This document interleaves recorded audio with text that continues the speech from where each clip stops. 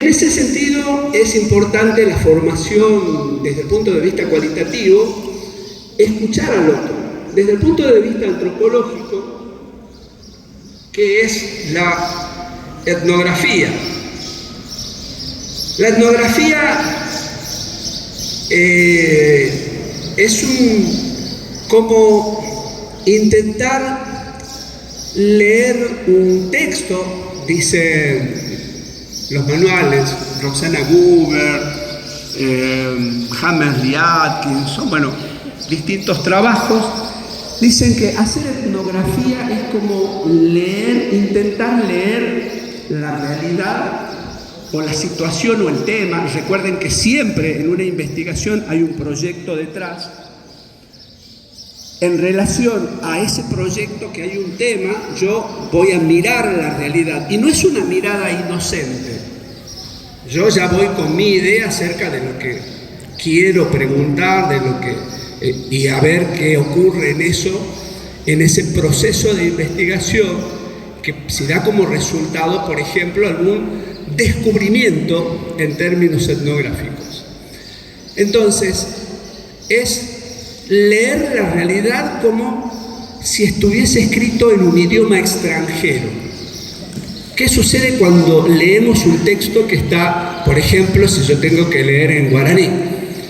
Y voy a interrogarme, voy a preguntarme, ¿qué? Ese interrogarse debe ser,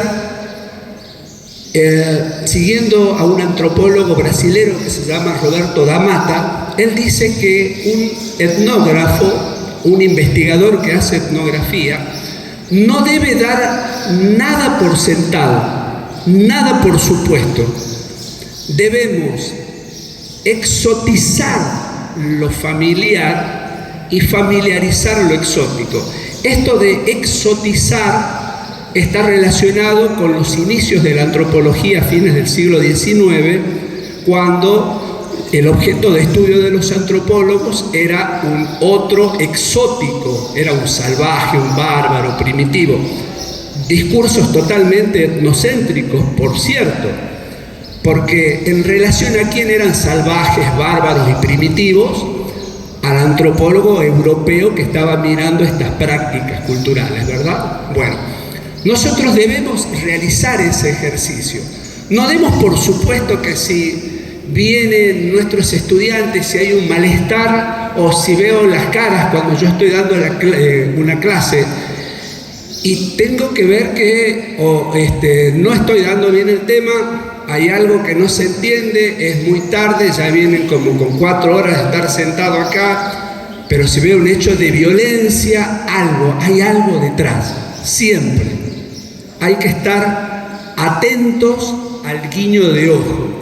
Hay que exotizar eso que nos resulta familiar. No hay que normatizar eso, no hay que sea algo normal. No es normal que alguien tenga eso. Ahora, la pregunta ¿qué es normal o no? Nos lleva a otro debate. ¿En qué consiste una aplicación etnográfica dentro de la investigación? Bueno, el antropólogo debe estar en el lugar, el antropólogo debe relacionarse con las personas, debe interactuar, debe preguntarse y debe convivir con las personas. Por ejemplo, ¿cómo puedo saber yo la vida en la noche de Paraguay si no comparto una salida y entiendo la importancia de compartir capuchinos, por ejemplo, hasta tarde, previo a una reunión? ¿Y por qué toman tanto capuchino antes de salir? No puedo, sino voy y tomo capuchino con las personas. Comparto el capuchino, el café, ¿sí? O sea, tengo que compartir. Tengo que interactuar, tengo que residir en el lugar. Eso es lo que hace un investigador cuando hace investigación cualitativa. En el caso de la docencia y los docentes, mis hijos tienen más contenidos culturales de sus docentes que de la familia, porque compartieron más tiempo con los docentes. Fíjense ustedes lo importante que es la práctica docente. Y mucho más, desde mi perspectiva, mi agradecimiento y mi reconocimiento a los maestros que reciben a niños que no tienen una idea y un conocimiento de la escritura, de la abstracción de lo que es un símbolo, y después de un tiempo saben, leyendo, escribir con toda la complejidad que nos describió la profesora, las profesoras en la primera y en la segunda intervención. Primero la importancia de la lectura en la formación y luego la importancia de la evaluación en esto. Pero si hay alguien que no zafa en el trabajo educativo, es el docente del nivel primario. ¿Por qué? Porque los resultados se ven después del tiempo que pasa. El niño sabe leer, sabe escribir, tendrá errores de ortografía, pero no hay forma de zafar. Bueno, la etnografía, no sé cómo voy con el tiempo, si es que estamos ya terminando. Bien. Bueno, yo quería, lo que hice fue compartir estas ideas con ustedes sin que esto signifique que sea una receta, ¿no? Algunas ideas sobre la metodología cualitativa.